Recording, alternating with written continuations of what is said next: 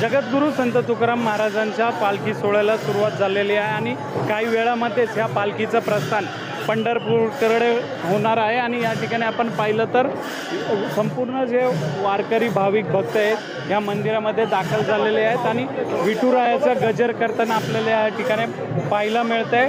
टाळ मृदुंगाच्या गजरामध्ये हे सर्व विठुरायाचा गजर करतायत आणि आता जे पाऊस देखील थांबला आहे त्यामुळं ह्या संपूर्ण ज्या दिंड्या आहेत त्या मंदिरात दाखल झालेल्या आहेत आणि मंदिराला प्रदक्षिणा घालत आहेत आणि अगदी थोड्या वेळातच ह्या ठिकाणी ह्या पालखीचं प्रस्थान होणार आहे। आता काल्याचं कीर्तन झाल्यानंतर पालखी पंढरपूरकडे प्रस्थान करेल आणि आज ह्या पालखीचा मुक्काम जवळच असलेल्या इनामदार वाड्यामध्ये आहे आणि हा सोहळा अनुभवण्यासाठी राज्याच्या कानाकोपऱ्यातून वारकरी आणि भाविक या देवनगरीमध्ये दाखल होत असल्याचं पाहायला मिळत आहे।